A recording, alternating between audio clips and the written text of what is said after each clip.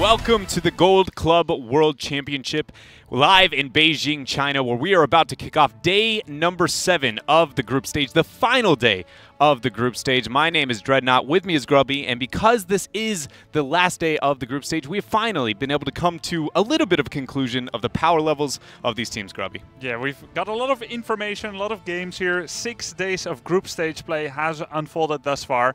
And, you know, we had a lot of questions going into this event. How is China going to be performing with their full rosters? Will Roll20 be a player among the elite here? And how are the European teams? How is their power level after the roster shuffles? Is KSV going to be as dominant as they were at BlizzCon? There's been so many questions, and as I said, we are concluding some of those answers that answering some of the questions you just posed. As we look at the tournament format really quick, as I said, this is the last day of the group stage of the best-of-2 system before we will be moving towards the Water Cube in the on December 6th through 9th for the knockout stage, the double elimination bracket that's going to exist there. We know that the top 4 teams here are going to find themselves in that winner bracket, whereas the bottom 4 into the losers bracket, Grubby. Yeah, and that part has mostly been solidified already. We can see that the 2 Korean teams and the 2 European teams have pretty much nestled themselves into the top 4, which means they go into the upper bracket where they have the right to lose 1 series without being eliminated. And we can see that the 3 Chinese teams as well as Roll20 are pretty much in the bottom 4, which means they'll be in the lower bracket. Now, here we can see the prize pool distribution. It's very forgiving for the lower teams. Seen plenty of tournaments with only top 3 being played. Being paid, so this is very healthy for the the teams that have come here to play to be able to sustain themselves with. Really like that kind of distribution. And here we can see the standings after 6 days of group stage. Yeah, and the standings, as you said, Europe and Korea seem to be the ones who have pulled out on top, whereas North America is still hanging out there down with China, and that's bringing it back to those questions you were asking. How strong is China going to be? How good is Roll20 going to be? I feel like the conclusion very much is that there is struggle within, the Chinese region, but I feel like a lot of teams have, been a little bit impressed with the performance of Roll20. It's not maybe outstanding, but giving them more respect than they maybe expected to before this tournament. Yeah, and what's more, I feel like the strength of Roll20 has been the most lopsided when you compare early and mid-game to the late game. Most teams, for example BTG, they look not so good in all parts of the game. Roll20, really good early and mid. Late game, not so much. And then someone like Fnatic has looked weak early to mid, but then amazingly powerful in the late game. So you see a lot of different timings where they are strong. These are today's matchups, and actually there are 3 matches that are very impactful for the flow of the tournament. Even when you look at, are you already top 4, are you already bottom 4, that part is mostly nestled. But besides the Dignitas BTG game, all 3 matches are incredibly interesting. We have worked out all the different permutations, the possibilities. And let's start with this here match. Fnatic is going to be facing SPT.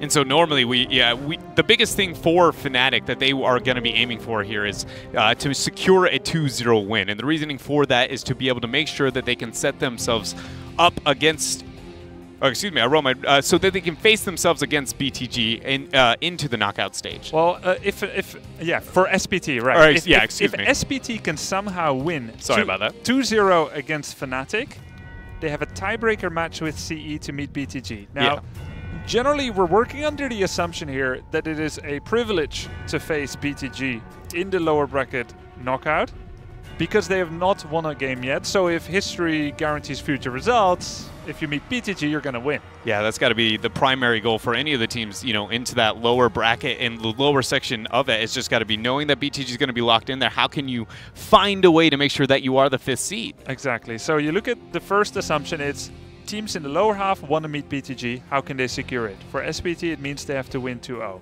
Now let's go with another assumption. KSV is the team to avoid because they have been the strongest so far. So the top 4 teams, besides KSV, the top 3, they'll be looking to avoid KSV if possible. And they can do so by winning, which is great. And that means that the teams will be focused on winning. As we see the maps here, it's going to be Cursed Hollow. But I really want to show some of these scenarios to you guys before we jump into this. For Fnatic, if Fnatic loses 1 map to SPT, the likelihood that they meet KSV in the knockout phase is 95%. maybe 90 to 95%. So Fnatic's goal would not be to drop a single map. They would be fourth if they lose a map, and KSV is likely going to be first unless they lose to Ballistics. And even though, you know, Fnatic has been one of the few teams that bring up a fight against KSV, by no means, if they find themselves in that first seed, I mean, you just don't want to face them into the knockout stage whatsoever. You want to avoid KSV in all cases. Right. So there are more things to be said about possible permutations, but the draft is underway, which is great. And we'll jump into that. Yeah, get in the action. But just to wrap your head around it, really simplified version, SPT would like to win 2-0, then win a tiebreaker with CE to have a quote-unquote free win in the first round of the lower bracket. Fnatic needs to not drop a single map to guarantee second or third place so that they face not KSV. Well, let's see how that works out. It's going to be an Anubrak ban and an ETC pick. The two most popular and successful heroes for Breeze so far in this tournament. You know, we got to talk to Breeze a little bit before this series started, and they were showing some confidence, you know, talking about some of the scrims they have had here today. Looked pretty good against some of the other Chinese teams, so their game plan is to stick to the game plan. No diverging from what we have seen from them so far, and the draft is kind of sticking to the norm with the Greymane Dahaka pickup for them. So what do we see in response? What they already have in the ETC and that Anubarak bans, particularly against a team like Fnatic, is rather interesting. It's allowing SPT to get what is the best, quote-unquote, warrior within the meta right now, or some of the teams have shown that. But I feel like there's got to be some more resources committed to this warrior chokehold rather than just in a ban onto an Anubarak. Something like the Arthas has to be attended to, I feel like. Well, it's going to be attended right there. Arthas Vala into 2-3 for SPT. Nice early front wall pickup. Like you said, that warrior choke could even take that further. Fnatic, eventually they'll choose their main tank. And which one do you think would be most suitable for now?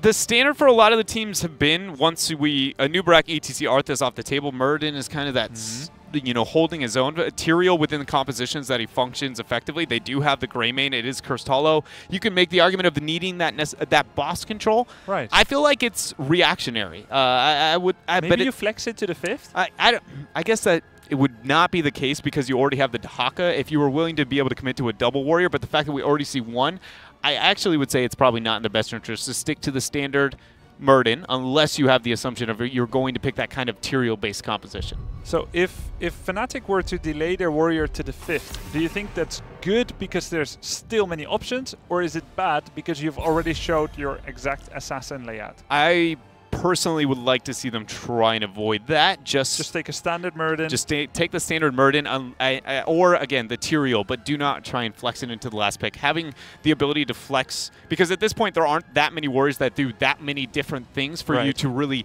need to be like reactionary to your opponent. Stitches would be like the most special one. Yeah, would be the closest one. But then you look at this comp from SPT, Stitches doesn't work there. I see what you mean. Maybe it's more important to flex your assassin, but the cool thing is that you can actually talk about this and see that there's so many different avenues. Yeah. People that just take a superficial interest in draft, they may see some of these same heroes, not recognizing that there's so many little strategic nuances to the draft and how you pick it. What do you hide? What do you flex? Talking about some of the things that are hidden in this draft right now is the fact that Rhaegar hasn't shown himself. Maybe he will in this rotation. The Fawcett pickup for Fnatic, a double global for them, and they're going to commit to a Brightwing triple global. Dang. To bring the fight over to SPT. This is going to be very difficult for SPT. Normally when we look at the strengths, when they look in their, you know, maybe final form, it's generally when they have global pressure, macro pressure for themselves, and Fnatic now is kind of the team going, well, we're going to go ahead and pick that up, and I'm a little bit scared just because it's Fnatic with globals. We know that they're one of the best teams in the world with it. And I'm wondering if it will be Stitches. Remember that thing? The Hook, Gorge, Emerald Wind, Mighty Gust, Isolation thing? You're right. It could be that. It could still be Muradin, either with Haymaker, with a similar thing, with Gust and Emerald Wind. Or Fnatic will just play the macro game and have this and I love it when Fnatic does this. It's so exciting. They're so good at the synergy, the shot calling with the globals, jumping in at the weirdest times with all 5 in perfect synchrony, using their heroics, getting a tilted fight, and then making their way across the map again, or grabbing a quick boss and then separating. But if Fnatic, with the draft that they have, is unable to apply proper amount of pressure onto the map, which is going to be hard to not have good pressure when you have 3 globals. But let's just say there's a world where maybe they lose a couple of people in these earlier stages of this game. If SPT finds even footing, I want to say for at least the first 2 tribute phases, their team fight is amazing with this composition. Maybe not the amount of boss control you would want, but just straight up push value. Yeah, and just team fight capabilities. Team fight, yeah. It is but very, they'll need to make good. use of it. They'll need to push hard. Yes. They need to be very decisive with that kind of comp to force globals to stay and defend or lose out on critical value. Now, big question mark here on this final pick. Will it be Stitches, which would play into a Hook, Gorge, Emerald Wind, Mighty Gust isolation play, or the more standard Muradin as an anchor to the team, or Tyrael for even more boss control? Yeah, the Tyrael would be a little bit wild. So there's that flexing Stitches as the last pick we were talking about. And this is a composition that Fnatic has shown. They're very successful, not only with the globals, but as you said, the isolation play. And I like the fact that, you know, Breeze is talking about sticking to the game plan. It seems like they're doing that. They're bringing out what I call kind of more of those cookie-cutter compositions, ones they've shown at points, and then they have an individual strength. And whenever you feel maybe you are the better team, those are always the best compositions. Everybody can generally assume the direction you're going, how it's going to be played out, so nobody gains new information. You just go, we're going to outplay you. Yeah, and the great thing about this strategy by Fnatic is they've used it to beat the best teams in the world with. Solo, support, Brightwing. This isolation play, they're so practiced with this heroic synergy. I cannot stress enough actually how not recommended it is in Hero League to pick Stitches in this situation, because it's so bad. Against double warrior, against double support, there is no reason to play isolation play because the entire team of SPT can jump in. The only thing that can make this work, and what will probably make it work, is the heroic synergy by Fnatic. The fact that they are Fnatic, that they will land that hook, that gorge, and that isolation. Or perhaps SPT will dodge the hook or jump in together with the rest and prevent the isolation play. The question that comes to my mind now, knowing that it's full isolation composition for Fnatic and the solo support Brightwing, is if I'm Kharazim, do I go with that frontline pressure or just take the Divine Palm so that we at least have 2 major resources to try and make sure the Stitches target does not go down? There is going to be a Gust. Kharazim likely is going to be affected by that, but if you only have the Rhaegar's got to be the only one who needs to be gusted. But if you have 2 supports that both have that single target, we will save you from the situation, and that very much is the win condition for Fnatic. I think it's one of those, yes, it does hurt our team fight, but if their win condition is so straightforward and avoiding that hurts their team fight that much, I think it's worth the trade-off. I would agree with you for the most part in terms of the team fight. 100% agree. It should be Divine Palm, it should be Ancestral, and Kharazim needs to stay to the flank so that he doesn't get gusted away. If not for the fact that also Fnatic doesn't need to only play around this team fight. They do have good split push value. Yeah, and that's when things get a little bit weird, right? Yeah. I can see this game kind of getting out of control before the team fight that we're talking about for SPT even happens. If there's enough delay between the Falstad, the Brightwing, and the Dahaka over those first 2 tribute spawns, and the Giants are, you know, conveniently in the right area, this could be a very just, well, we're going to split push and SPT kind of hit the panic button and not be able to respond to amazing play from Fnatic. Talking about Fnatic, and the blue is going to be Fnatic. Quacknix on Falstad. Breeze playing the Stitches. Greymane played by Mene. Smex on the Brightwing. And Bad Benny playing Dahaka. And here on the right side, they needed 2-0 in order to get a tiebreaker and finish top of the bottom 4. It's Soap on ETC, Melody C on Kharazim, Misaka on Arthas, Chen Xiao on Vala, and ZZH on Rhaegar's SPT.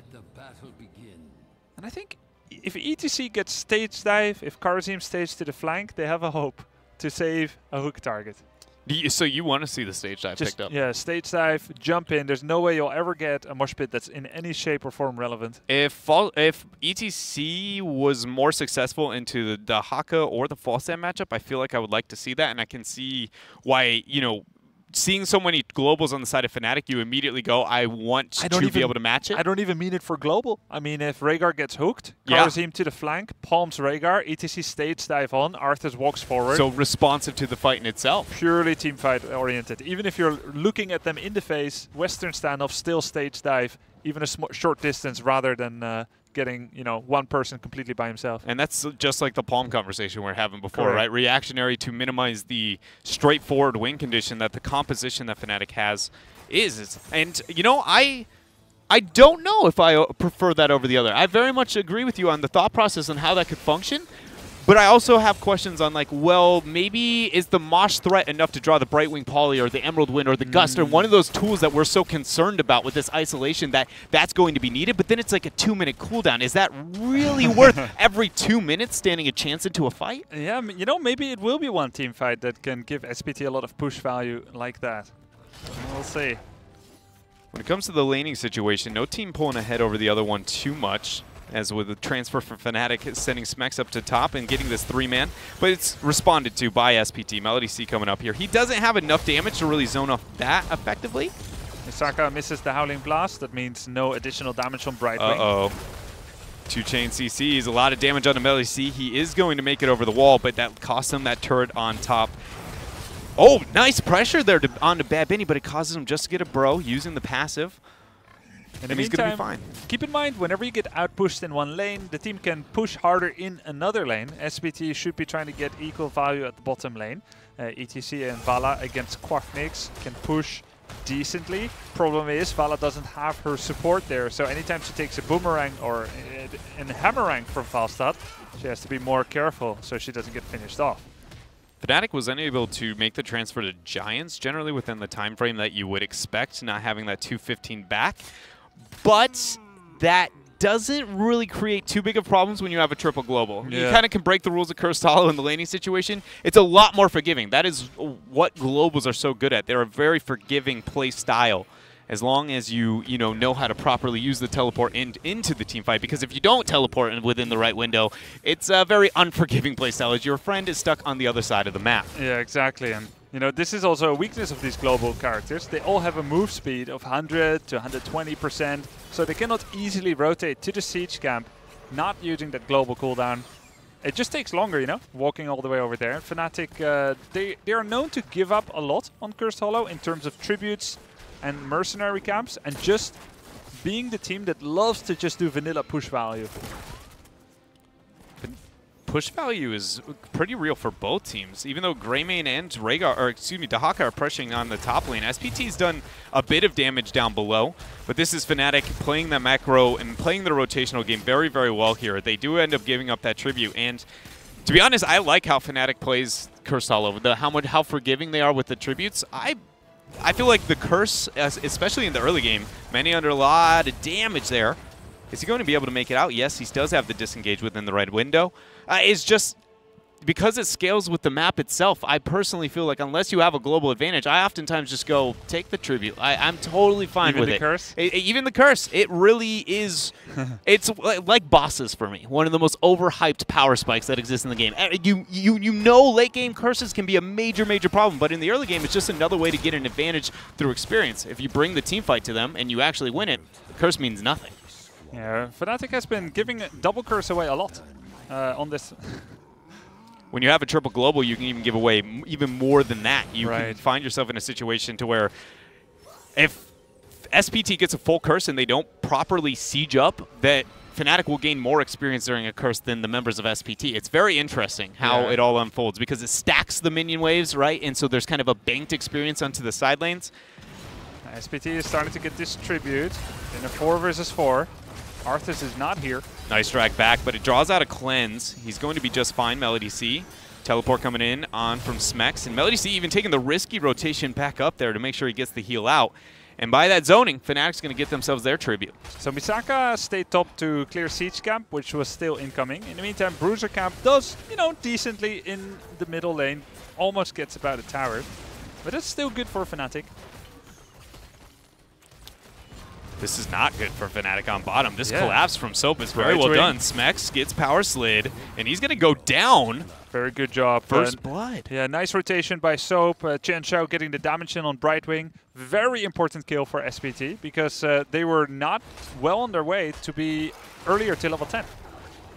Bad Benny is in a bad spot now that he got body, or now that he uses the drag tongue! That was brilliant. Godlike. The fact that for anybody who doesn't understand what just happened, power slide is one of the few hard crowd controls that in fact can be interrupted. So as the power slide coming in, the drag tongue got the stall out there, and it really was the thing that saved Bad Benny out of the situation. Otherwise, ETC slides through Bad Benny, face melts him to the right, 100% dead. That drag tongue was super clutch. Bad Benny gets away with that. Did he even get stunned? I think he stopped. No, he didn't. He stopped the stun. He flat out just stopped it. Like, if he did it later. Oh, the hold hook. the thought. Misaka getting hooked there. Nice hook by Stitches, by Breeze there. They get the kill on Arthas. That might look a little bit different, though, as heroics are being achieved for both teams. Depending on what we see out of the Karazim, we talked about the argument for 7-sided or for Palm. Ancestral's there for Rhaegar, but that's expected. Palm, stage and it dive. is the Palm. Yep. And the stage dive. Nice. SPT recognizing the Gorge play. It was a quick pick by Stitches. He even considered walking up there on ETC and gorging him. He didn't get close. Face melt disengaged. Now we have the curse point for Fnatic. And let's see, do we know where it's going to be? Honestly, didn't pay attention to the... Yeah. Also because we cycled through 3, you just flat out can't even forget the prediction. That's true. But if Fnatic ends up getting this curse, it is very devastating for SPT, just generally with having that triple global and how you can decide to push into it. And if SPT ends up picking up this tribute, the tribute really doesn't mean that much to them. The biggest thing is getting the fight. They want to use this as one of the few ways to really enforce a full 5 versus 5 because it's unlikely they're going to get that with this many globals from Fnatic. ETC is nowhere to be found, but he does have a stage dive. Slam interrupt. In comes the stage dive. SPT makes the first move, gets gorged. Mighty Gust. Rain of Vengeance is not enough to be able to slow it down. There's the Emerald Wind onto Soap, and he is going to be stuck on the wrong side of the wall. But SPT uses that time to secure that tribute. Drag and pull there. Now, it's a little bit of stack CC, but ZZH is getting body blocked so very well that it does not matter. 2 more kills for Fnatic. SPT throws Rhaegar to the wolves. Divine Palm was available. Karazim decides not to try and save him, recognizing it would probably lead from bad to worse. This gives Fnatic the chance to get a boss. Now this boss will actually, I think Fnatic should delay it a bit to capture. The slower the delay, the better for them, but they're also worried about the boss counterplay from SPT, which is being started this exact second. That being said, though, only because they have the globals, I agree with you. They have one of those few moments where you maybe can get away with that, and also because the damage, as we see the globals coming in. Yeah, they would have been on time. Yeah, you very much can make that on time. You have to go, everybody who doesn't have a global, immediately make their rotation a little bit early, then everybody else sit on point, stall it out, get the cap, and then really bring the power play. Either way, they zoned off SPT. That is the main goal. The boss pushing key point. The reason to delay the boss, which we hadn't explained yet, is to provide this very annoying distraction during the tribute, the decisive tribute. In comes the hook gorge play with the Emerald Wind. Palm just barely unable to get out, and after the stage dive goes down, Bad Benny hit the isolation onto Soap. He does get the Ancestral to keep him alive, but SPT's so low. Nice cleanse. Oh, Palm very going good off. Divine Palm, nice job. Melody C, SPT turning the fight in a 4 versus 5 situation. Every heroic has been used by Fnatic. And SPT still has Army of the Dead, Rain of Vengeance. Arthas is coming back, and it by enough time. But the damage done on top there with that boss. Hook over the wall. Polymorph immediately there. Melody C, no Palm available, and he is going to go down. Drag after, and now this is just Fnatic on a tear here over this bottom trip. Such a nice job getting that hook there, and then the follow-up drag tongue as well. Bad Benny and Breeze setting up mega kills. In comes Quacknix with the fly, and that's going to be a lot of dead SPT players. Really love what we saw there from Fnatic, trying to make sure that they get that fight rather than committing too much into the tribute itself. Even though they had the boss pushing on top and there were other incentives to make it happen, anytime you know that you can try and bring a team fight and you win the first couple of seconds, if you can win more off of that fight by baiting it into the trip, then getting the curse, you take what is again, maybe a mid-tier map objective and make it very, very effective. Yeah, it's so sick. The boss was pushing during that tribute. Ultimately, the whole goal of that boss during that tribute fight, and the fact that the boss was killed, but a number of 8 archers were kept alive by the time the curse was taken, was a very crucial play for Fnatic. Had SPT delayed for 5-10 seconds more, their top keep would still be alive with a lot of HP. But the fact that those minions suddenly started defeating the red minions so easily due to the curse killed the keep. Fnatic now doesn't do the greediest play of going for the boss, because they know SPT is very desperate here. I actually don't mind the fact if Fnatic held off even a little bit longer with this, as long as they make sure they capture the boss before it gets to the keep and SPT's on the same talent tier. Just because not only does the boss scale even heavier, as long as they start it at the 0011, it's a lot more powerful than it is at the 1055 mark, for instance. But SPT is at this colossal disadvantage for a long while. They might as well make sure their boss can get bigger, badder, and stronger. and then take that keep and then look maybe even for a game at this point in time, because they've got so much damage on that bottom keep and pressure up through top. They can get away with it. This is one of the hardest compositions to siege into. They have so much AoE crowd control to zone off core, and if you even look at this boss, look at what they're going to do. Here comes the stage dive to try and save Misaka, but he gets blown up with the cursed bullet. Divine Palm comes out of Soap. He still has Power Slide. Will get away. Nice dodge by Bad Benny. Bad Benny is doing a good job there. Melody C gets the Ancestral Healing. Maybe not the target you generally want the Ancestral to go on top of. It's keeping him alive for a little bit longer. Oh, but Bad Benny gets away with just one auto attack life. Oh my gosh, the kite back here from SPT has been absolutely brilliant. Are they going to be able to get this? Breeze is now stuck completely into that chokehold. SPT is bringing it. Such a legendary fight here by SPT. 4 versus 5, down 2 to 3 levels. SPT gets the double kill, losing only Karazim and Arthas, 2 for 2, but of course short death timers. That means SPT gets to go back on the map, clear all the lanes, and prevent the boss from getting taken. Legendary fight. That was amazing. The kiting back was just insane. Melody C's AoE healing was enough to at least buy the time to transition there, and the fact that SPT just didn't give up on that fight, even though they had lost a member so quickly. It is a silver lining, but by no means does it restore us back to even footing. Fnatic still does have that full level lead in the 16 talent tier, and more importantly, looking at those structures. Luckily for SPT, though, this next tribute could give them a curse and maybe a momentum sweep, but they cannot mess around with it. They have to open up this map. And the fights are just so difficult for SPT, because as difficult as Fnatic's comp is to execute, they do it perfectly every time, these fights, these isolations. They have so much practice with this, on Cursed Hollow specifically. And I still think the key is for Melody C on Karazim to be in a random freaking bush somewhere off to the side, that when this play happens, he's there to Divine Palm the tank.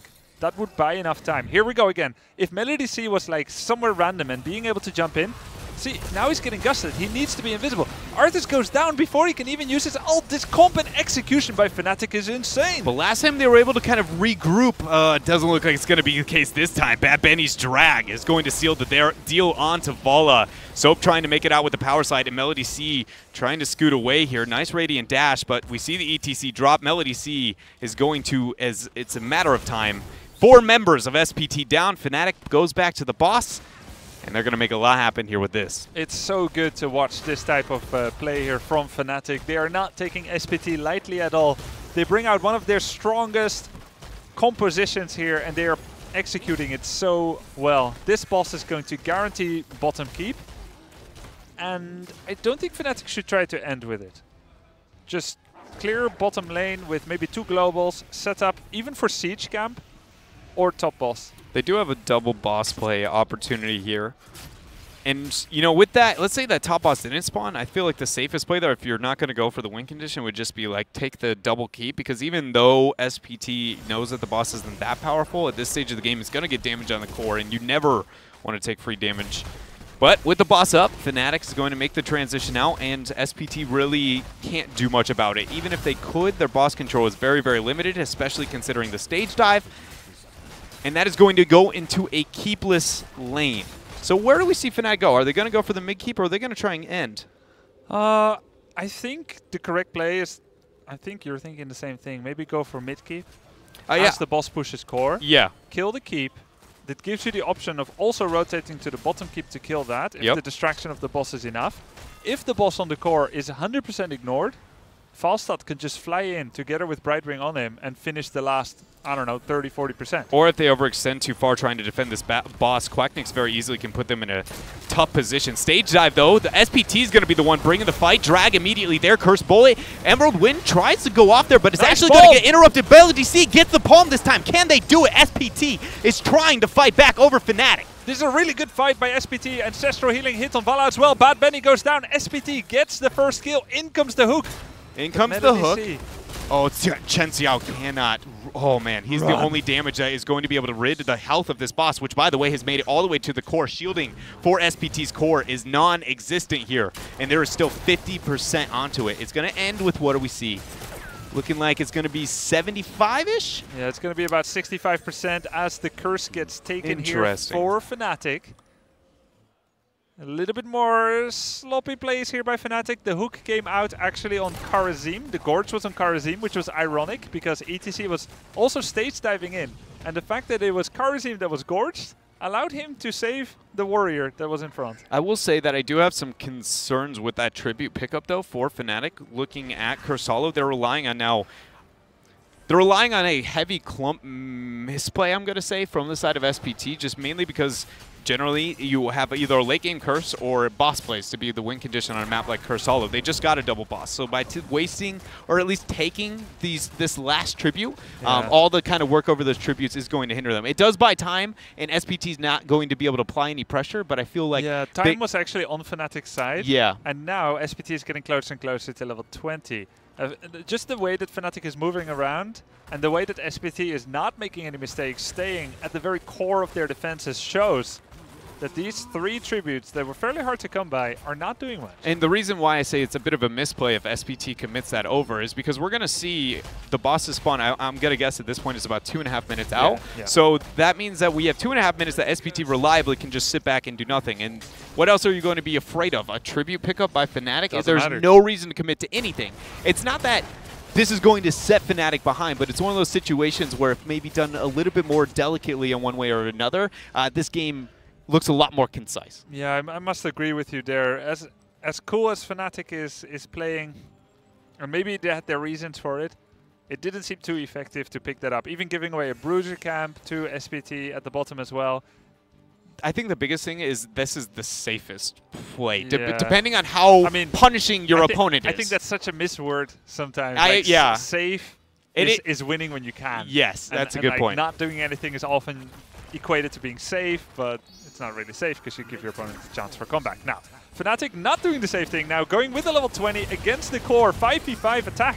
They're going to try and use the fact... Oh, man. They're just going to go ahead and take this. There's the gust and pushing all of them back, 60%, 50%. I guess that's one way you can do it. Or, yeah, I guess the tribute doesn't matter when you're just going to right-click the core. Okay. Quacknick's level called. That's that 66% damage able to get because of that top boss earlier picked up by Fnatic. Okay, so the double boss didn't do much. Then the curse didn't do much. But I guess really Fnatic had no reason to doubt the value of the level 20. Triple continuous wins. Yeah. What is it, like 6 Mighty Gusts? Yeah, I actually don't know how many exactly it is, but it's a long while. 1 big Mighty Gust, and the rest are like mini gusts that just buff it a little bit. And I think it's like 6 of those. But that was actually a really cool all-in, I guess. It's just with that much isolation, there's not much you can do, right? Other than zoning them more effectively off the core is really the only kind of counterplay available. And without the 20 talents here, you don't really want to be the one moving out there. It was done purely because the setup of the earlier tributes and the brilliant rotations and transitions that we saw from Fnatic there in that game. Next time we cast this comp, we're going to be like, Fnatic can always just walk up to the core. I mean, and wind tunnel and continuous wind. It is one of the... I feel like SPT didn't have to let that happen in the same manner. It's like one of those... Yes, there is an amazing amount of isolation by Fnatic with their composition if they get to it, but should they be able to in that type of circumstance? They had a pretty big wave. They had the siege camp and a pretty big minion wave, few catapults, and then ETC he hit a 4-man power slide to try and stop them, but the gust just comes out and pushed a lot of people away. I think the coolest thing about that endgame was just the preparation done by Stitches in particular, right? Like everybody set up by Breeze, and then that false head is going to hit a very, very Emerald or Mighty, Mighty Gust. Mighty Gust, and then, the Emerald Wind doesn't even have to do anything. We saw Smex using it just onto the core. MVP of the last game, though, gonna be the man himself with the hooks. It's Breeze. It's actually really cool that, like, even his heroic upgrade was maximum taking away isolation. Hungry Stitches, Wind Tunnel, continuous winds. Let's see, what did Dahaka have? He probably had Contagion, Greymane is whatever, it's just damage. So dismissive of Greymane's 20s. I mean, it's just damage. I mean, he's not isolating. Yeah, no, you're right. I don't think he had Gilnean Roulette. Some kind of cursed bullet passed through everyone. Doesn't matter anyway. They were only clicking the core. It's a very funny win. I think it's comical. Still, SPT doesn't have a chance to take rank 5 anymore in the group stage, which means they do not have the capability to face off against BTG, which is a nice prize in the knockout phase. And that probably means as well that SPT is going to mate the rank 6 or 7 guy, which is either going to be Roll20 or CE with this map loss. Roll20. And Roll20 is against CE. If Roll20 draws or loses against CE, it's a Roll20 SPT matchup. But if Roll20 beats CE later today, they get to face BTG, and they will pit China number 1 and 2 against each other. So Roll20 still has a lot of influence, whereas SPT now, it doesn't really matter for SPT if